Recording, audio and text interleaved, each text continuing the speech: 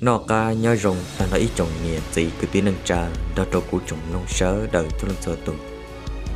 dùng xia nhớ trâu nô nọ là cô ta cắt tàu làm ba tàu ra miền nam nâng lì theo vùng huyện tôi bé cho chua kia là yêu mất cho lòng biết thả đã biết sợ đời tùng lòng nhớ kia ra sổ hoa sổ chua đồng ý là mình sẽ hở toàn tên nó bây giờ nó cú là cú thay đổi cho chờ ta nói nè trồng nhẹ trồng gì trồng huy sớ đời tôi lần sơ tùng nè tôi lúc xem tuần tệ lần cho cũng lòng nhớ lì theo vùng tu từ nó lúc xí hở thầu pi một cọt chân tôi lúc xí hở thọ sầu sẽ cú gia lì đa nâng hơi mất thả tàu trở thế là rễ rong lông tròn trai mùi rong lì chả nữa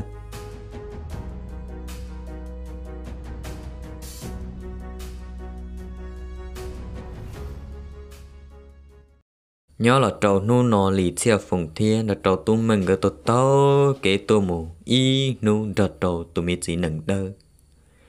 thầu nó ta xuân đi luôn nu trên trò ngỡ tu một bông trồng trời lú tia tao mà đã cơn cầu lì lú tia tao nó mà đã thủ nhớ lên đời non chia tu một in chôm mua mà bố tỷ u plon tại bố tìm bông tu là sức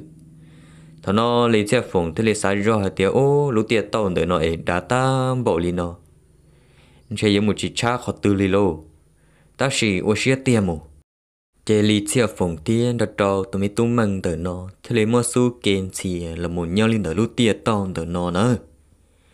ngỡ là ló tao ít nhập lìa do lấy xe phồng lấy sai tung một trò sầu luôn nô chỉ tư cay trở lợn ta lại tao nói lý theo phụng bao tàu là hệ tiền chơi tây rồi luôn luôn nó yếu bông sai là lý theo phụng thế lý tàu chờ kia tụi mình nhỏ tu ở tu mừng tao nói chơi lo cho sầu tu chỉ nè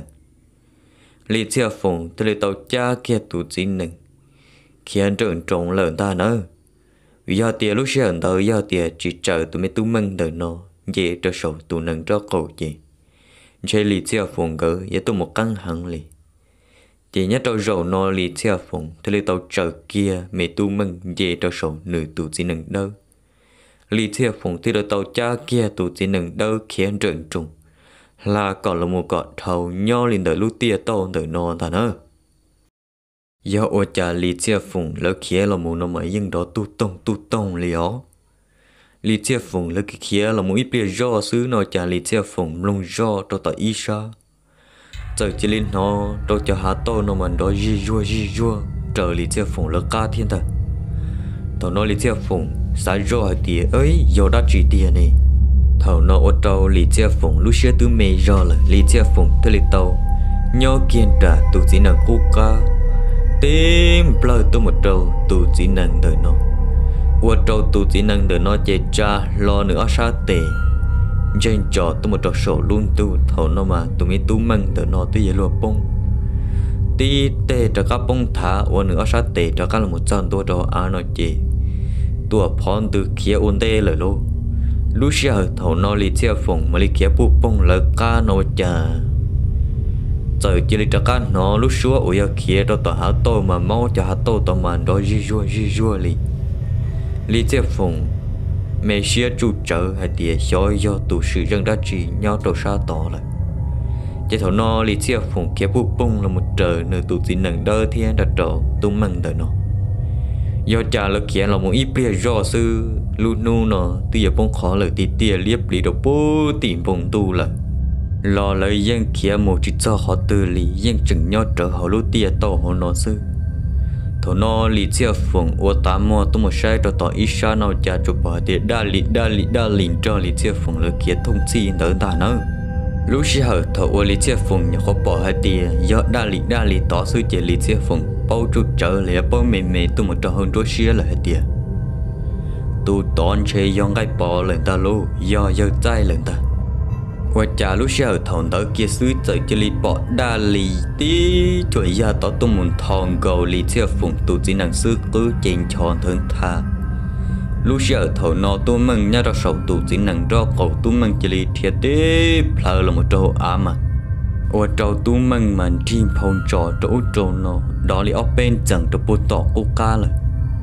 thằng nó lý theo phụng bỏ tàu là hai tia nữ tụ chỉ năng trâu trò tỏ lại luôn lý theo phụng thứ lý chuẩn ra tỏ nó tôi một chai kia nơi tụ chỉ nâng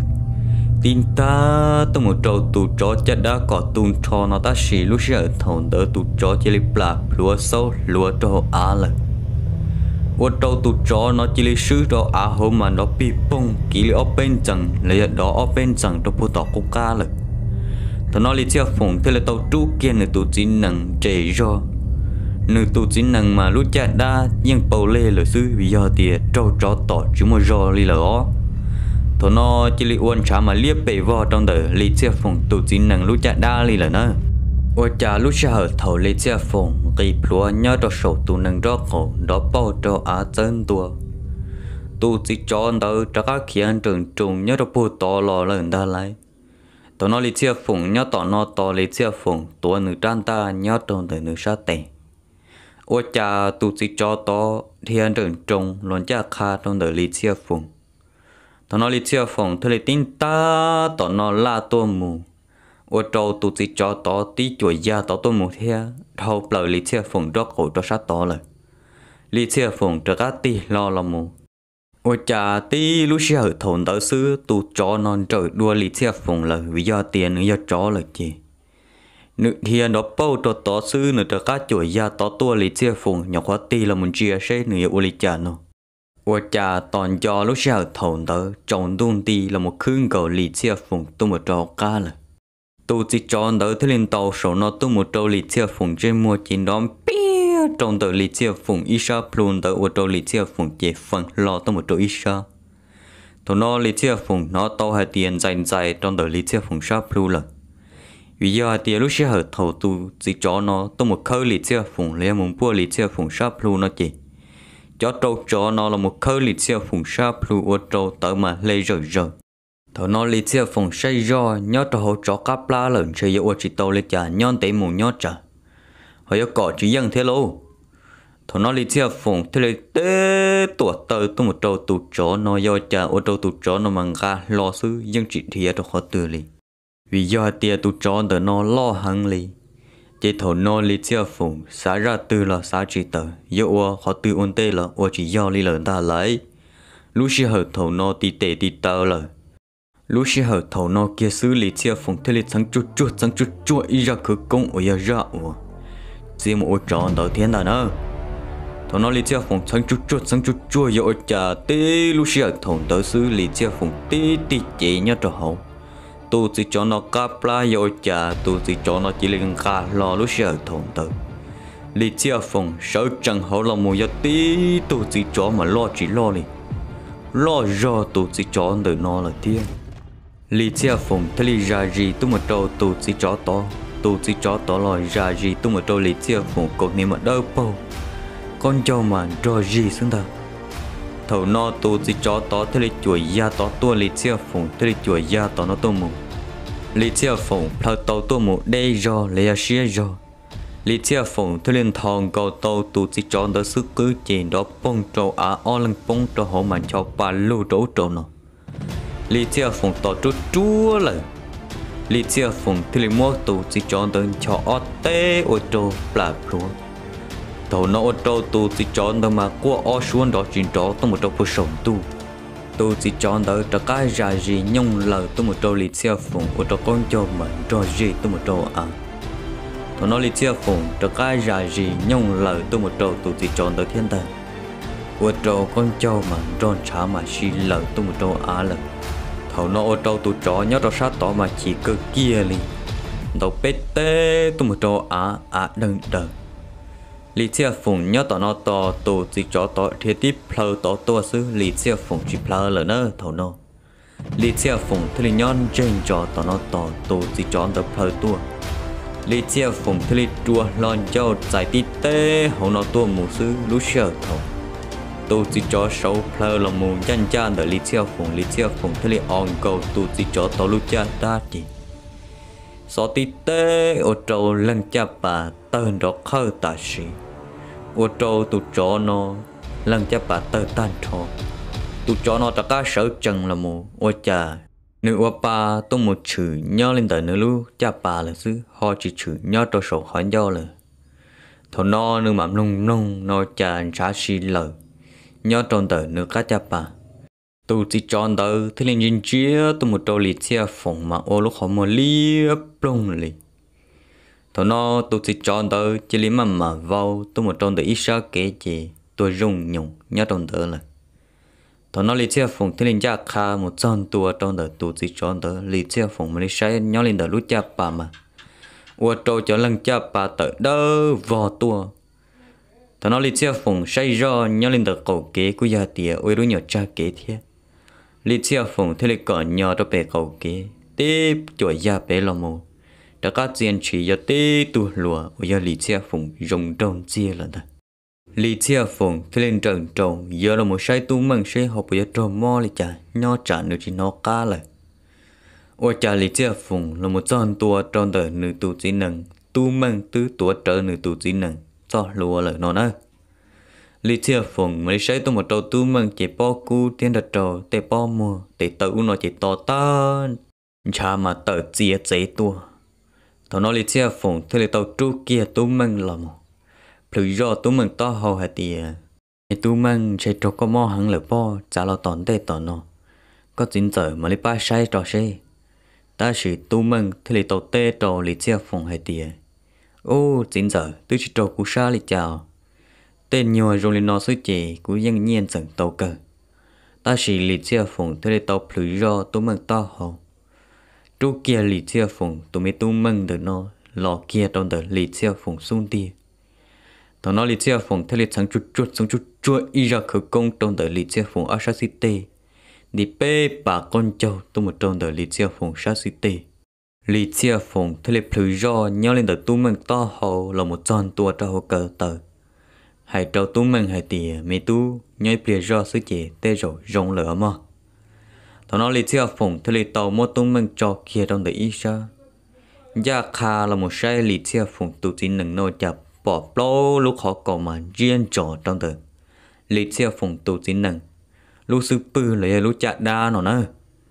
thằng nó lì chia phụng thế là một sáng chút chúa ý ra khởi công trò lì chia phụng sa tề lý chia phụng thế là plei do nhỏ trong đời lý chia phụng tu chỉ năng ở nhà bao lúc họ cầu chọn đơn riêng trò trong đời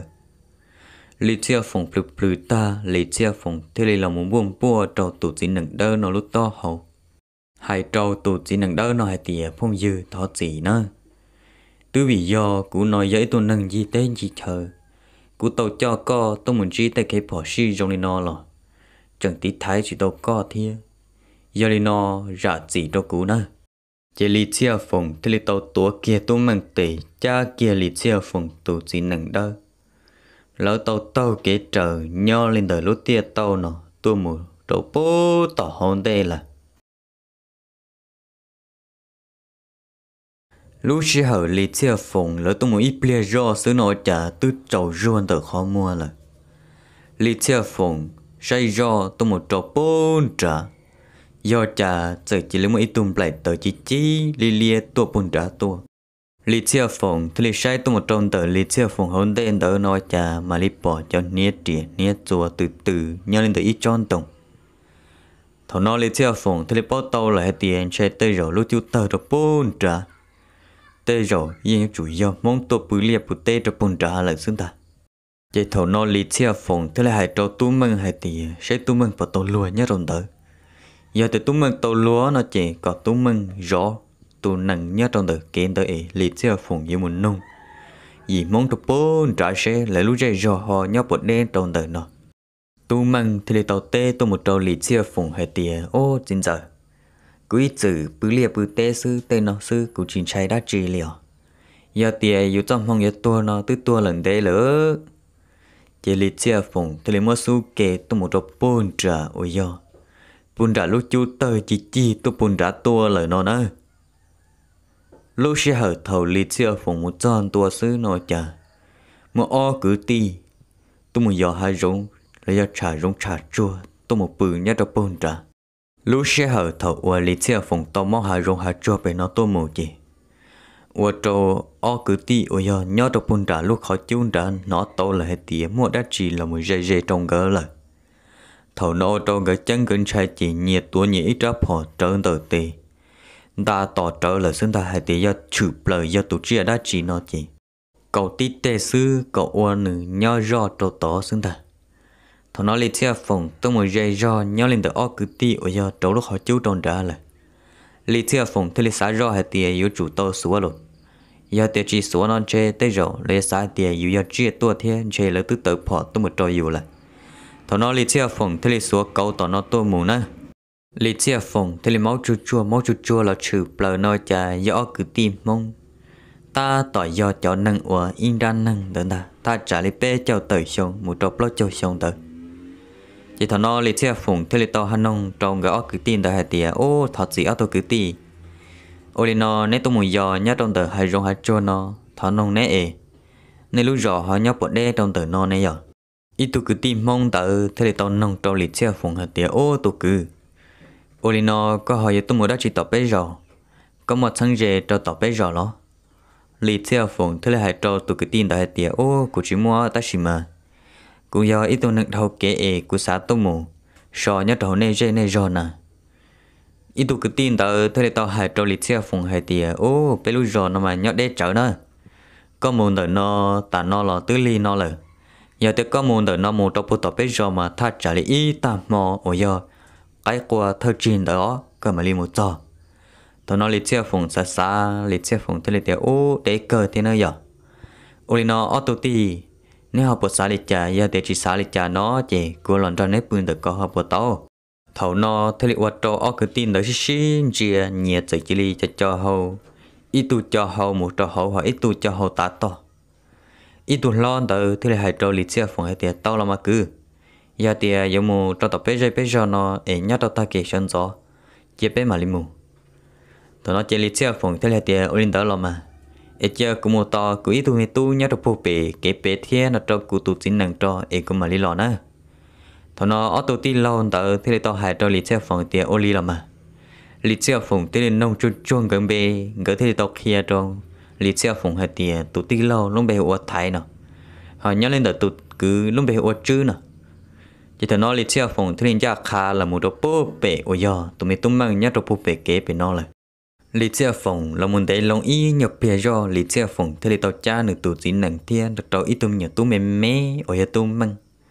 còn nhỏ là một con tua trong tao khó chơi bự gì tức chỉ bỏ chữ thiên là tao thay gỡ lỡ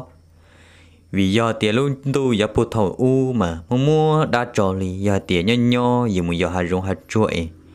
họ làm chi tết tu năng tao chở lì nó dù chỉ tao bỏ đua lì mà nhưng ô tô dù so y chế cần cầu lì nữa chỉ chưa thể thành cái tư giống là tương trai lý xe phụng là hay tiền nhất trả lý xe phụng họ chỉ cho năng tiết tia chỉ có tư chế nhất trong đời và họ cho bươn đời bể to mấy trong đồng lo hẳn nè ta trả lý buồn đời ta tỏ cho tổng gì gõ lần tứ tổng chế trong đồng đời tôi muốn nhớ được bố sổn gì là thằng nó lý xe phụng là một con tua trong đời họ chôn đời say do ở nhà chỉ bỏ gõ cứ tin đó là thằng nó lịch xe phụng thế là sai rõ hạt tiệt tới rõ tôi cái tin anh chạy pe lần ta người sai hạt tiệt tới rõ pe chỉ anh nâng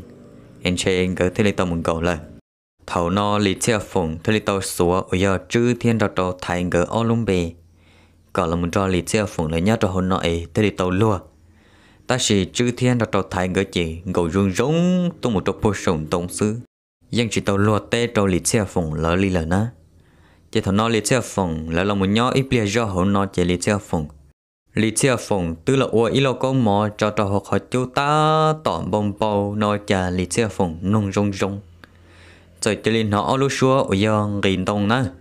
ít thầu cho nên rợn tông em nói gì rơ sồn tông lò nè lịch xe phụng thì sai kia tôi một trò bị ít trong tông nhưng lo trợ nó nè giờ chả chỉ lịch bỏ ở cứ tiêu giờ thái thiết chứng cỡ tôm tua đâu bé là thằng nó lịch xe phụng thế tao hai cho thái thiết trưng cái tiệt ô cứ tì giờ chả bé lọt cho nó tới chụp bọn nè lời nên nhớ trong đời co xưa lo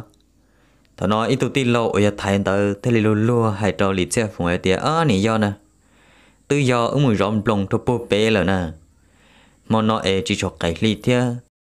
thế lịch tao mùi rộm lồng cho bố bé hậu chua bé rồi nè cứ nên tức là các lọt cho lời đó ta chỉ lịch xe phụng như bao là hệ tiệt tây rộng gần cầu lịch xe phụng là sư chính trang xe trâu lịch xe phụng là thằng nó lịch xe phụng thế là hai trâu cái cứ ti ở trước thế thành cái hệ tiệt bây tư là cho bắt ta lỡ bây tư là mua ít lo có mỏ trâu nó lại nè lo có mỏ nó tướng bao bao là thầu nó thế liệu trâu thái thiết trưng gỡ khơi khơi to hầu cho cá là mùi rầu nhau tròn đã lúc khỏi tiêu nè chỉ nhau liền mòn nó gỡ cứ ti ở thái thiết trưng để nó cứ giờ tiệt tua tàu tụ bún nà thiết lỡ thế liệu tàu mới cho nà để nó chỉ là buồn món nó trâu lì chia phùng lớn nó chỉ ta khi chọn chọn đó lỡ thế liệu cá mua su kê ở giờ thái thiết trưng gỡ thế liệu tàu cho lì chia phùng là một trâu bố tỏ lại lú rò lại lý chia phồng thiên đặt trò tu măng gỡ thế lý tàu là một sò nhất trò hậu từ cái ti ôi à luôn bề hụa thái họ nó lúc chế là